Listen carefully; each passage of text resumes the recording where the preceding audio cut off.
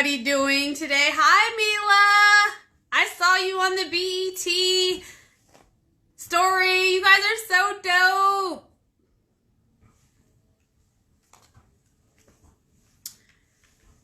Hi, Auntie Steph. Paragraph. They said, he's cute, girl.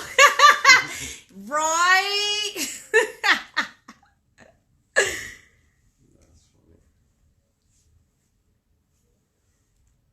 So we're just waiting for a few more people to get on so we can say hi.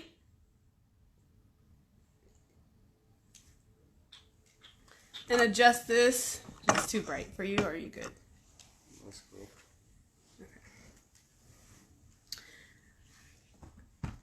So basically, we're on here, and Auntie Steph said, hi, nephew. Hey, what's up, Auntie? So basically, I decided I was doing a session last week, and it was funny because the couple said, Brandon just happened to be in the room at the time, and the couple had asked, how do we conflict resolution? Like, what's our conflict resolution style?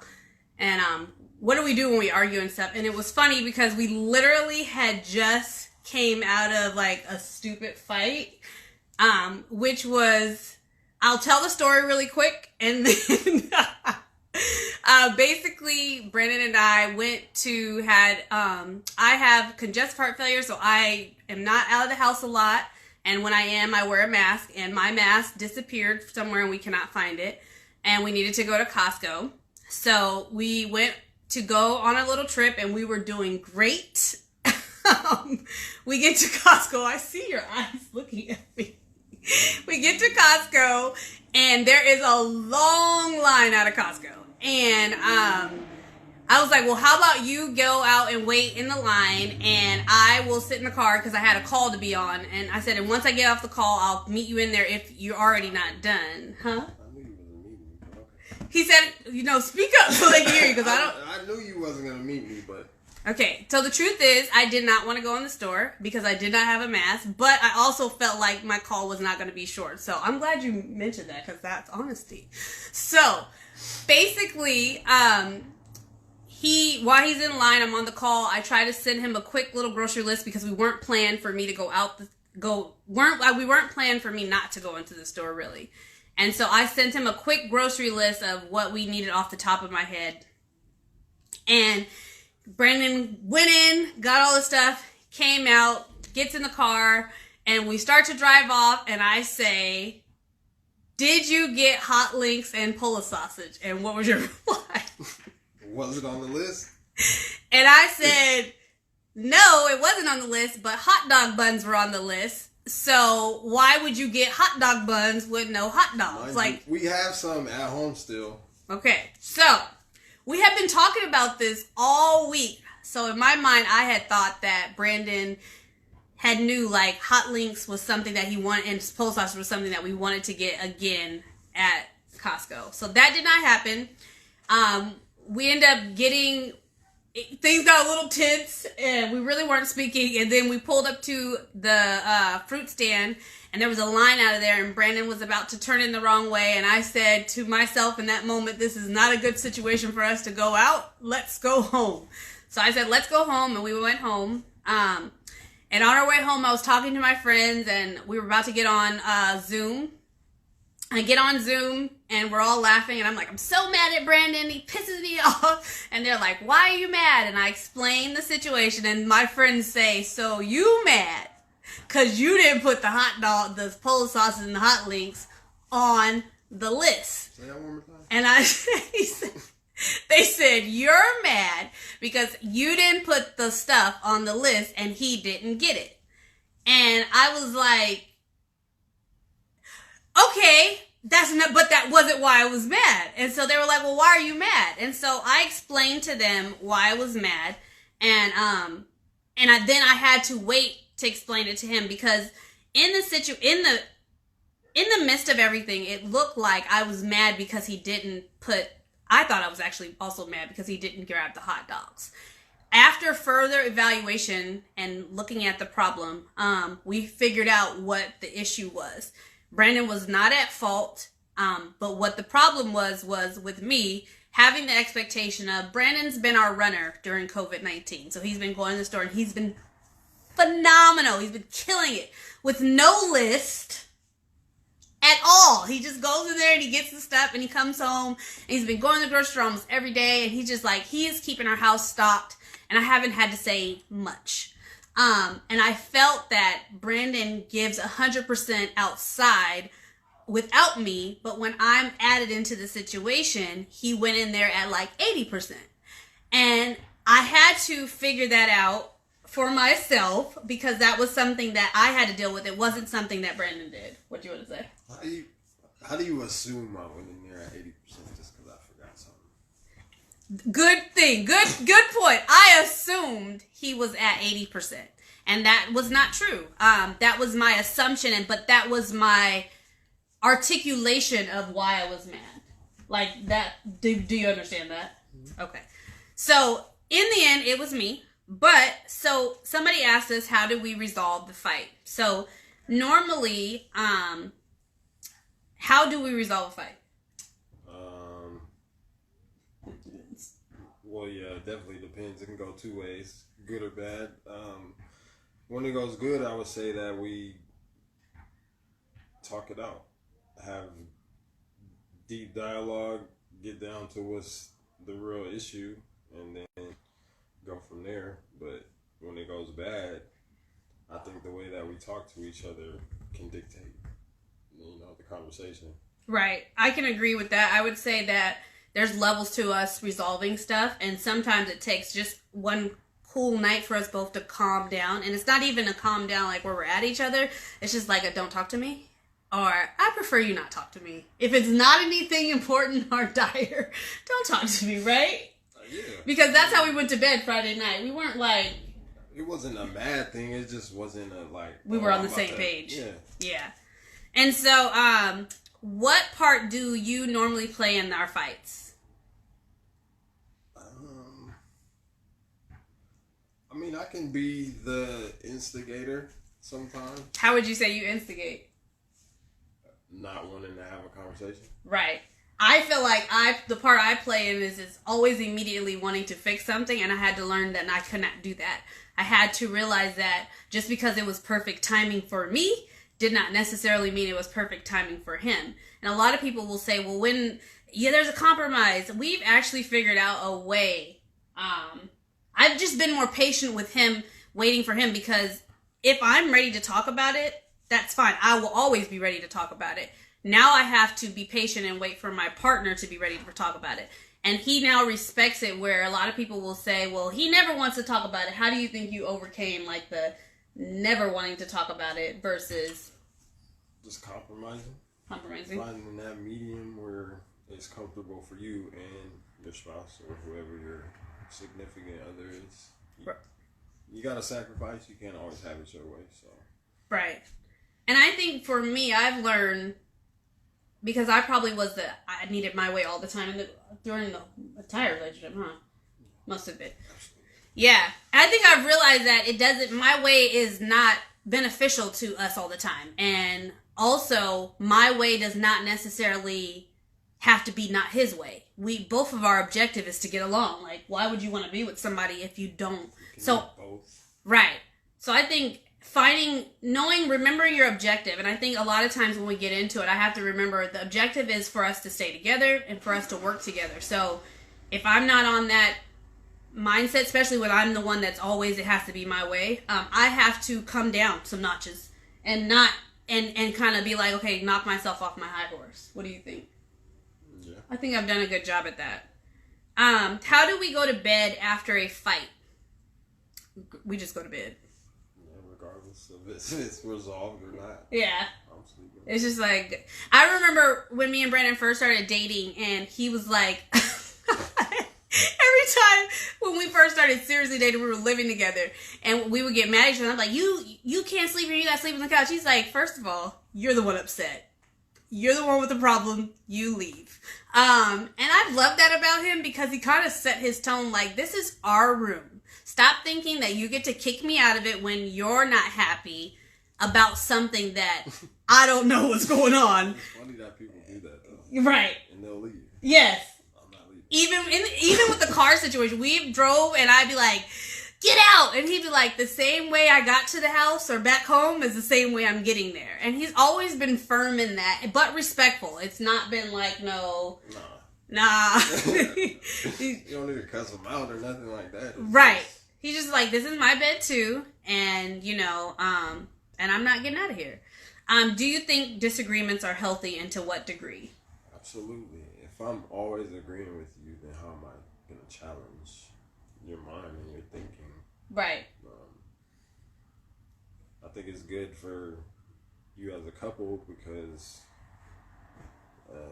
it gives you a different way to look at problems or whatever. Different perspective is always positive. And people just actually normally assume that I am the boss in the relationship because he's quiet. I'm super chill. It's not that. Like, we discuss everything. And I'm not the boss. Trust me. Like, we are in the midst of redecorating our room, and we have not gotten things because he's like, I don't like that couch. I don't like that desk. I want to pick something. He's very into it. So, it's very, I would say our disagreements are healthy, because you honestly do make me better. But then I also think that we've now figured out that our disagreements are not about, if we're disagreeing a lot about the same thing, that's different. It's different. Like, if we're just disagreeing, like, he might say, like, I think I am going to be a rapper one day. He is fully not. I don't know why she won't cut that out. Cut it He's out. fully not Stop supportive. It. And Rondalyn, stop supporting this because it's not happening. So, right. Anyways, what's something that ticks you off? I don't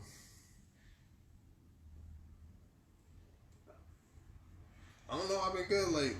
Do you think that you've been good because we've now gotten to a point where we feel like I can come to you and talk to you now without it being an issue and like it lingering. So before I would avoid the issue because I didn't want to talk about it, and then it being talked about again and then again. So now it's like we talk about it, there's an understanding, and then it's over. It's over. Right. I would say anything that But you're messy. Oh yeah, I am messy. But messy. Wait, can you tell the difference between messy and dirty? Because I'm not. No, dirty. You're not dirty. It's just things don't get put back. I leave cabinets open. You always know where she is in the room or if she's been somewhere. Yes, but I do clean up. Yeah. Okay. So things that tick me off. What would you say that ticks me off? If you ask me to do something and I don't. Oh, yes. Like she wants something or she needs something done right away and I might be doing something or watching a game or something and I don't get up. But we've actually found a happy medium to that. I learned a while ago that this lady had told me, she was like, me and my significant other don't argue. And I'm like, how? Everybody argues. And she was like, no, actually, I make him a list. I put it on the refrigerator and I put a due date on it. She said, and I put a realistic due date on there. And not within my time, but within his time. And I started doing that where now when I ask him, I'm like, hey, when do you think you can get that done? And then he had started to ask, you actually have started to ask, when do you need that done by? Because he's like, was this important right now or because I had to realize that I thought everything was important. Everything needed to be done right then, right there. And that's not really true. And he's kind of humbled me down with that because he's like, yo, that's not dire. I'll get it done, but basically it's been a work in progress and stuff. And there's been some we're getting better. Yes. How do you avoid fights or arguments? I think I now really think about what I say. Before I might just whatever comes to mind or like however I feel in the moment. I think a lot of that is gone. Yeah. Like initially, like when you're mad, you just want to react and say whatever's on your mind. But now I just think about it and sometimes don't say stuff that I really want to say. But or your funniest thing where you be like, I kicked you 7 times in my head. I think that's super funny, but I think it's honest and it's a feeling because, you know, he's tall, so I always say, I just high kicked you. I just jump kicked you 6 times. Right. The other thing I think for me that I avoid arguments is now thinking about his intention about something. Does he really wake up to piss me off? Does he really, like, do stuff or doesn't do things to piss me off? And I had to realize, like, he doesn't. The last thing in the world he wants to do is make me mad. Now, I think where it comes is the level of, do you care if I'm mad? And I think that's changed, because I think in the past, you probably were like... But I think situations call for different things, but overall, I'm a better understanding person of what you're going through. I think I also had to dial back everything's not a 10. Yeah. So everything is not a 10. Everything is not something that is like, oh my God, this, you did this, or oh my God, you wore your shoes in your house and we just got the carpet clean. Like, calm down, I forgot, you know, and stuff. And even now, like, it's just more of reminding each other, like, hey, that wasn't my intent. And knowing somebody's pure intentions. I think I honestly now know, like, you intentionally are not doing something to be an asshole. Like, but, like, putting things on high cabinets that I normally use. My face now. Right. Because before, your face is... Oh, yeah. Say that again so they can hear you. Not going off what a person's facial expressions are, but actually listening to what they're saying. Instead of just going off. And how body language. Right. And how we fixed that was I asked you one day. I was like, why does your face... I was like, does that mean that you... And you're like, no, that means I'm processing. That means I'm literally thinking about... And I was like... Everybody's different. So. Yes. And you have a smooth resting bitch face. Like, it's just like, he's like, Right. How do you handle it if the fight is your fault? You're not a good apologizer. I'm working on it. I will admit that. It's tough for me. But, working it out, man. Just trying to figure out what you did wrong in the situation or what you could have said better. It's probably huge for me trying to understand where I went wrong, especially in an argument. Like, if you guys are arguing, how did it get there, or like, what could I have done in the situation to make sure it didn't reach a point of where we're going back and forth and we're not talking to each other anymore. So, right. Do you think that I handle, if it's my fault, do you think I handle that well? Yeah, you've always been good on calling myself out. Yeah. I don't think that's ever been an issue for I'd be like, okay, my bad. Okay, I fucked up. But then I'm like, okay, hurry up. I fucked up. I think I may do that a little more, because I would never really say nothing if I felt like you did something. Right. Or like you were wrong in a certain situation. I think I call you out a little more. And I think that's great for your partner to call you out, because I feel like I don't grow if people don't give me good constructive criticism. And not good, I'm just saying constructive criticism, because I'm like, I told him one time, I was like, I didn't even know that I was doing that until you said something. And he was like, how you not know? And I was like, because I didn't know. And so anyway, so yeah, definitely making sure that, you know, that, and then it says, how do you handle it if it's my fault?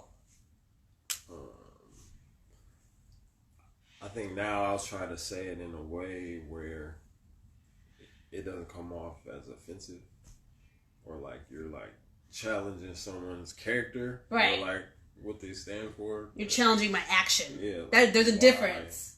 Why did you feel like you had to do that way, like type of thing? Not really. Yeah, not like you're a bad person or like anything like that. Oh, absolutely. I feel like when it's his fault, I'm always like, are you ready to apologize? And he'll be like, apologize for what? And I'll be like, are you ready to apologize? Because I'm not talking to you until you apologize. How do you handle it if you don't know whose fault it was or what happened?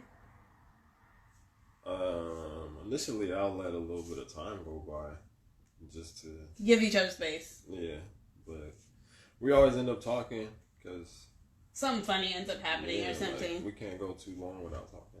No. Right. Yeah, that's hard for me because I had to realize one day I was mad at him and I was like, I'm gonna be mad at him for a whole week. I had it planned out, and trust me, we can't do that. It's not healthy.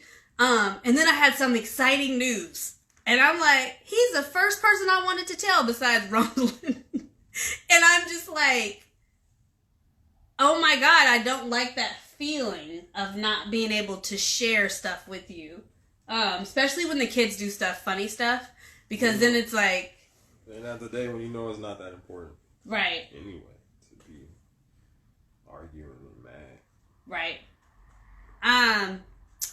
Have you ever thought about something that you were told... Oh, we just answered that you were totally confused about? Absolutely. I'm like, what? What are you mad at? It's usually with him, though. When we don't know, when confusing stuff happens, it's because you don't know why you're mad. Because you're mad. Usually he's mad about something that has nothing to do with the situation that happened with us. And then he's like, yeah, and you didn't put no cheese on my tacos. Oh, How long should a fight last?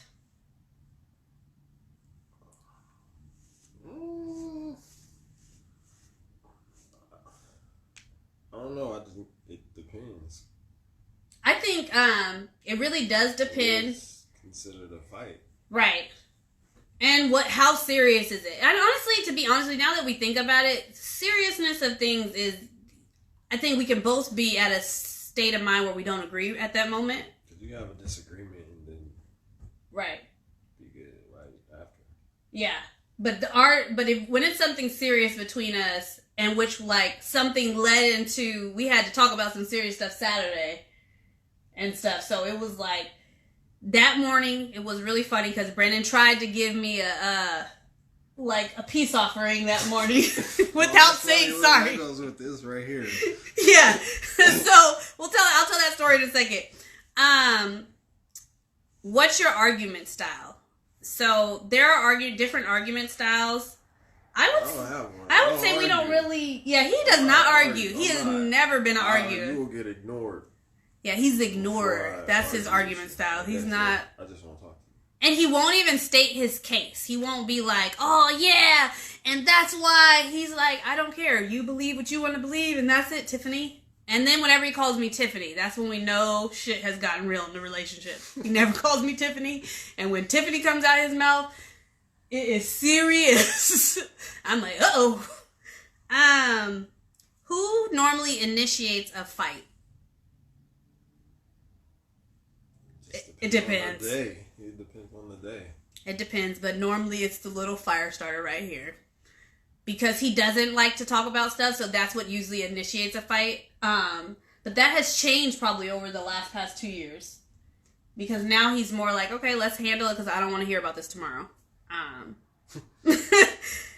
One thing you would tell your younger self about like conflict resolution, about me. What kind of advice would you give your younger self? Remember what you said? Yeah. Don't be so quick to go off how she said something to you, but instead listen to what the words are that she is saying. Because before I would just be like, oh, hell no, she's talking to me crazy. It don't matter what you're saying. I'm not listening to none of that shit.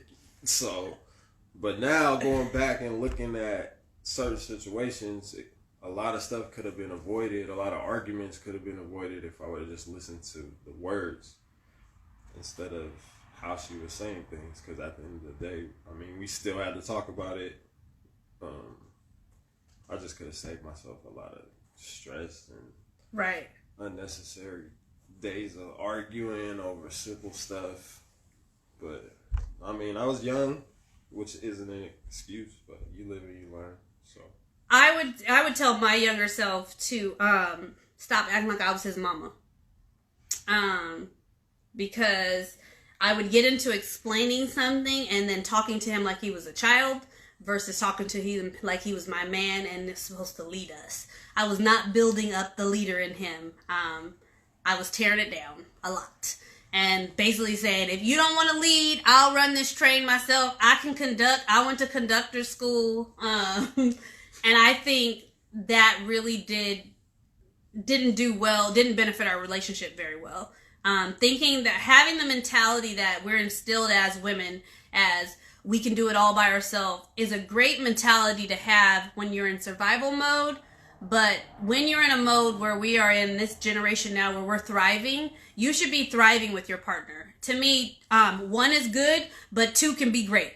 And I would rather have a partner in that than versus being by myself. And a single person had to tell me this, you know. And I remember there's times where we wanted to call it quits because we were just like, fuck this shit. Absolutely.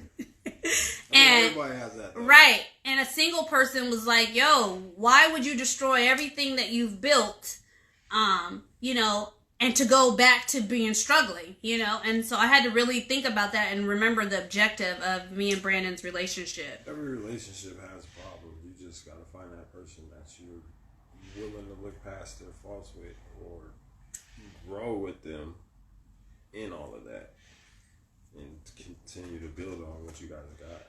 Right. What's your makeup strategy or apology strategy style? Mine is I will apologize. I'll be like, yo, my bad. I shouldn't have did that and blah, blah, blah. And I apologize. And I'm very good at apologizing and correcting myself. Now, you know, I'll slide you some food, some breakfast, dinner. He is gift person. Like, it's not necessarily a gift person. It's an act of service. Like, the other day. I'm getting better, though. I apologize. Yeah, I have to tell you most of the time, though. I'll be like, because you'll give me that little cute eye, like, and then I'll be like, you apology? And you're like, oh, I'm sorry. So, yeah. But yeah. He's working on it, you know, and I think what I realize is that there's nothing wrong with admitting that you're wrong because you're admitting that you're wrong in that moment, and I would rather be wrong to one person than go out and be wrong to 10 people. So I'm okay with admitting and accepting that I'm wrong because I don't want to keep redoing something. You, on the other hand, what's your spiel? I don't want to speak for you, and I'm not being funny. What, and saying you're sorry? Yeah. I think initially for me it was a pride thing, regardless of if I was wrong or not. Just saying it was just. Do you feel like it sucked something out of you? Like when you said I'm sorry, you're like, I don't know what the issue I lost was. an infinity stone. I don't know what the issue was, but I think now I'm good with that. I don't know. You initiate stuff a lot of times, so I think that's just natural for you. So. I noticed that he's just said I initiate things, and I noticed that people usually, mostly whoever's the person that's always initiating feels the weight and the burden of, I'm always initiating, I'm always the one, and it's like, sometimes you will be the one, but you only seem to notice the moments when you're being the one. You don't really give the person credit for when they're the one, you know, and so we really focus on the majority of things and not the moments that we share. Like, yeah, he might not. Brandon, we have we cook. Brandon cooks twice a week, and I handle dinner for the rest of the week. Out of those 5 days, I don't say, well, I have 5, so he should be. You know, it's not like that. Really, I was about to say. I'm saying to the point where on his days, I'm like, yo, it's your day. I'm not cooking. But I also don't feel like it's unfair either. I feel like you meet. I'm gone a lot. Yeah. So it just wouldn't work. Right. Are you receptive to apologies that you receive? Not all the time. What? Hell no. Because sometimes I'll still be in it. Like, I'll still be irritated or mad. Regardless if you apologizing or not. I'll say, you know, that I'm good with it, but. Oh, thanks for letting me know. I'm just finding this out, guys. In my head, I'm like, nah, fuck that. I'm just finding this out. But that's on rare occasion, though. I will admit that. That's on rare occasion when I feel like I didn't do anything wrong or like there was no justification of why we're arguing over something or something like that. It's not like every time you apologize to me, I'm like, oh, fuck. yeah, like, disregarding what you're saying to me, nothing like that. No. Right. So would you say that because I asked you earlier, I said, do you care sometimes when I apologize? And you said, sometimes I don't need a sorry. No, I don't need it. And why is that? I mean, I think a lot of times people look at that for like justification of they're thinking of what the situation, like knowing that they were right in something. And that ain't something, if you know you're right and then the person that you're with, you guys have that dialogue and you guys have an understanding of what happened, then it's good. Right. And I think sometimes people, don't you think from what we hear from couples that they bake too much on an apology? I think. Like, it's like, if you don't say sorry, then we're not okay. Right. Yeah. Because there's a lot of things that you ain't apologized for, and we would not be okay if I didn't get over that. But I also knew that like his... a conditioned thing, though. Like, people are conditioned to think that. Absolutely. And they think that an apology does something. Apology does not heal. An apology is literally for you. It's not really for... And it's honestly how you accept the apology and what you need from the apology. It's like a understanding thing. Because when he apologizes to me, I did an apology test. He didn't take it yet. Mine was genuinely repenting, and there's 5 apology styles, 5 or 6 apology styles, and I think I would rather somebody understand. Right. Why you did something. Yeah, than give me an apology. And I think that's where that's where genuinely repenting, because he literally is not necessarily repenting what he did. He's explaining like hey, said, actions you want to see. Right. You don't want to have if somebody apologizes and then it happens again, then that apology didn't really hold no weight to it. So. Absolutely. And stuff. But then you have to think of it like this. So he just said that made total sense, but there are people that take it out of context and where, like, for example, if you have a no shoe rule in your house and your husband always or your boyfriend comes in and he's always wearing his shoes, right? That is not him purposely doing that his actions are not based on that. He might be on autopilot and his mind is just full of other things and it's not the top of priority, and that just might need work and reminding. You don't have to necessarily, reminding somebody is not a bad thing. Like, I don't get upset, and you literally, because genuinely forget, like, because if you honestly really got mad about how many times I leave the cabinet open, I think you would have left me. Because every cabinet is open. Refrigerator, I mean, just... And it's like, it's not that I start doing something and I move and I'm like, I'm genuinely not doing that. Would you say that... What would advice that you would give couples out here to say, like, as a man, what would you think that the biggest thing that you would want to work on when it comes to making sure that your conflict resolution style leads more to the bedroom? Leads more to the bedroom? Right? Because don't you think when you're fighting you're not getting no... I mean, we're different. Some people ain't. Most people not. Put your pride to the side and be understanding. It's basically about having them tough conversations that you don't want to have, and the more you have them, the easier it gets to be more comfortable in it. Like now, we just end up having conversations just off the whim, like talking about other things, and then next thing you know, we've been talking for 2 hours, and it's just about everything. So I just having that dialogue with your partner and getting to know them and stuff like that. You want to be best friends. I feel like we genuinely are best friends now. Like, we talk about everything. And we weren't before. Yeah, so... We weren't. We started off, and then we was like, I don't want to be your best friend no more. Continuing to build that bond, that relationship, and that love, I guess. I mean, I feel like people will say that they're best friends, or, like, they'll say that this person means a lot to them, but they don't really dive into it and really get to know that individual. Right. So, like, just, I don't know, having them hard conversations. For us as men, I know a lot of times we don't like to talk about certain things, or we have a hard time expressing ourselves. So we just had a certain situation come up where we revisited something that happened like 5 years ago, and he explained it for the first time ever. He articulated it very well, and he was like, yo, that was never my, like, this is what I was doing in that moment. This is how I was moving. This is what I was doing. And I was like, what? And that comes with just maturity and growth. Yeah. And just getting older and going through stuff. I think life will, life a lot of times will teach you things and allow you to become a better person in certain situations, to have better understanding of talking about things. Right. I had to go through things to come to that point of right. having that conversation with you. Right. Because we'd had that conversation many a times and it did not go well. Yeah. And now it's like, but we had got over it. It's funny though, because I always felt like that, but I didn't know how to say it until then.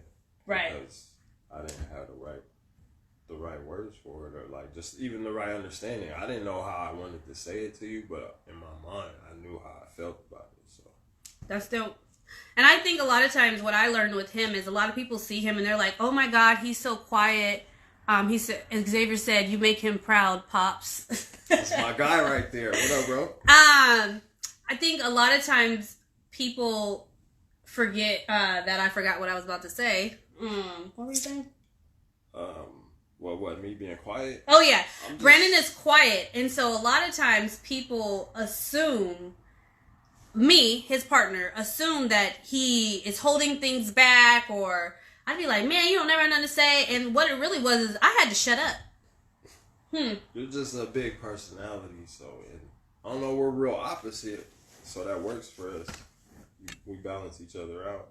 But I think when I learned how to know the good discernment about when to dim my light when he needed to shine and talk, now he's so comfortable talking. Like, people that know him now that are seeing him on this live and he's talking and they're like, this nigga talks.